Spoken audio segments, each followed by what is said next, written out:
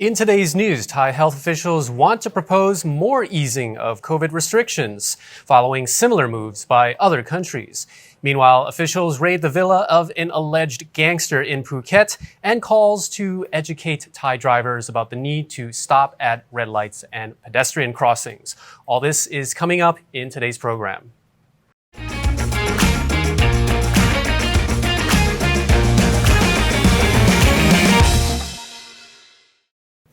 You're watching Thailand News Today, bringing you the top headlines in Thailand and beyond.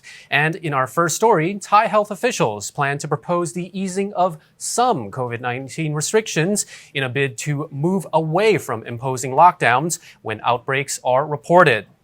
Opat Gawinpong from the Department of Disease Control says other countries are relaxing some curbs and Thailand is ready to follow suit. However, he did not specify what particular restrictions might be eased. It is understood the government wants to move away from imposing lockdowns during COVID outbreaks, with Opat saying the virus will soon reach endemic status. He adds that the daily new infection rate in Thailand is considered safe, and despite the Omicron variant being classified as highly contagious, it results in less severe illness than its predecessor, the Delta variant.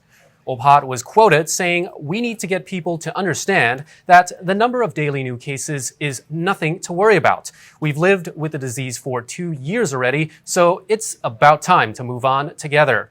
And according to Opat, allowing patients with mild or no symptoms to isolate at home has helped free up hospital beds for those who are severely ill with COVID. He says the most recent deaths from the virus were in people considered high risk, including those over the age of 60, people with underlying health conditions, and pregnant women, some of whom had not received their booster vaccine dose. Following the murder of an alleged gangster in Phuket, police have seized a number of items from the Indian man's rented villa. According to the report, investigating officers have removed 2 safes, 2 passports, and 700,000 baht in cash from the villa in Rawai in the south of the island. The 32-year-old victim, named locally as Mandip Singh, but as Jimi Slice Sandhu by Canadian sources, was killed outside the property on Friday night. The murder is understood to have taken place around 10:30 p.m., but police were not alerted until staff from the adjacent beachfront hotel Phuket found the man's body in the car park on Saturday morning. It's not known why the sound of gunshots would not have alerted people sooner. Police found spent cartridges from a .38 handgun, which have been sent for forensic analysis in an attempt to find the DNA of the perpetrators. A Vancouver Sun report has named the dead man as Jimi Sandhu, an Indian national previously deported from Canada. Police say they believe the murder was due to conflict over an illegal business. A report says the victim arrived in Phuket by private jet from Malaysia on January the 27th. Meanwhile, Thailand's national police chief will arrive in Phuket today as part of the ongoing investigation. The Royal Thai Navy is reportedly in talks with China about receiving 2 decommissioned military submarines. But apparently the offer is still on the table because there was a problem with ordering parts for the submarine, which are currently being assembled by China for Thailand.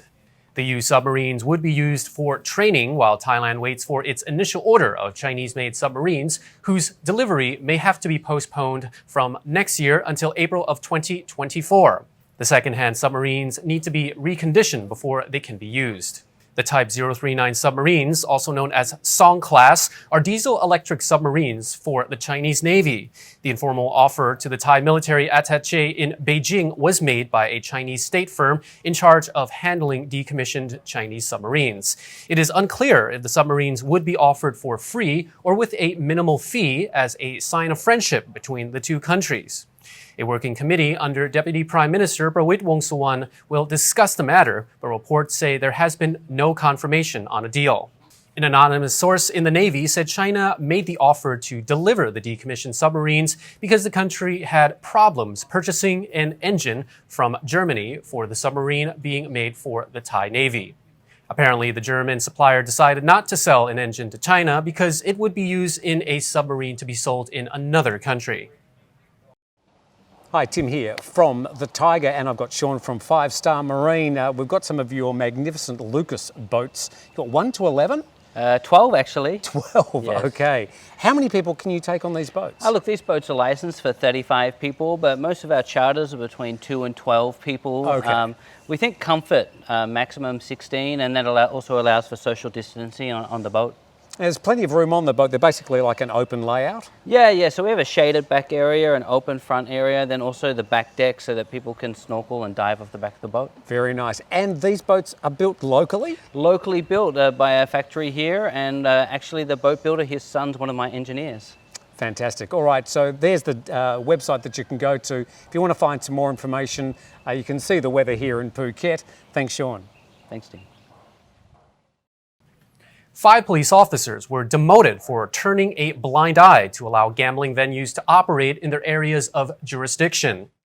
The officers were demoted due to their, quote, recklessness and ordered to transfer to the positions at the Provincial Police Region 1.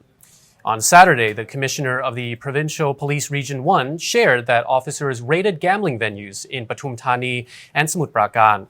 More than 80 alleged gamblers were arrested. Officials also seized gambling equipment and more than 160,000 baht. Besides breaking the gambling law, the case also violates COVID prevention measures that prohibit large gatherings. In a further investigation, authorities found that a number of senior officers acted, quote, recklessly and allowed the venues to operate. The 5 demoted officers include a superintendent, deputy superintendent, suppression inspector, and investigation inspector. The 5 will be moved to work closely under the watch of superior officers at the Provincial Police Region 1 until further notice. The Secretary General of the Medical Council of Thailand has called for a campaign to educate Thai drivers about the need to stop at red lights and pedestrian crossings. In a post on his Facebook page, Intapon Kanacharan says drivers need to be taught about the rights of pedestrians and the need to give way at zebra crossings and red traffic lights. He says that unless drivers know to stop, it is pointless installing traffic lights at pedestrian crossings, as is currently happening across Bangkok. Plans are afoot to make the city's zebra crossings safer after a Bangkok ophthalmologist was fatally struck by an off-duty police officer on a speeding motorbike as she used a pedestrian crossing. The death of Dr. Walalak Supawat Jariyagun provoked a furious backlash on social media, and lights are now being installed at the crossing on Payathai Road. According to a report, the work is expected to be completed in a week, after which the lights will be tested before going into operation. An AI camera will also be fitted at a later stage to catch drivers who fail to stop at the crossing. Around 16 tourists and local Thais were evacuated from a forest in Phuket after a fire broke out and spread quickly by the Lam Krating viewpoint. The flames blocked the exit, and authorities had to send a boat to pick the tourists and the others up at the bottom of the hill in Phuket's Rawai district. Phuket authorities shared on the provincial public relations page on Facebook that fires do happen at Lam Krating almost every year during the dry season and are sometimes caused by cigarettes dropped by tourists. The dried grass sitting days without rain, as well as strong winds, are said to have fueled the fire, which spread over 20 acres. The authorities shared that it was hard to access the area to put out the fire because it lacks electric systems, has lots of hills and rocks, and the entrance was all closed by the fire. As of yesterday, the fire has been under control and is being closely watched. Rawai's mayor says that if the wind is calm, the fire will remain manageable, so the authorities must stand by and pay close attention to the situation and the winds. A drone is being flown over the area for real-time updates, and visitors are not allowed in the area until further notice. If you have a PayPal account, you might want to withdraw the remaining balance into your bank account, as the company is relaunching its services in Thailand. Starting next month, customers in the country will not be able to use their PayPal wallets to shop online. They will also not be able to make a new account until further notice. Casual sellers and entrepreneurs of non-registered businesses will have, quote, limited functionality on the payment site, a move that will affect those in Thailand, as many people have started doing business and transaction online due to the pandemic. The changes start on March the 7th, and PayPal says the company is working closely with Thai authorities on the relaunch to extend its services in Thailand. Don't worry, PayPal says you'll still be able to withdraw your balance to a linked bank account after March the 7th. Consumers can also still make payments with a debit or credit card through PayPal's guest checkout function. And that wraps up our report. Thailand News Today will be back tomorrow. Meanwhile, you're up to date on the Thaiger.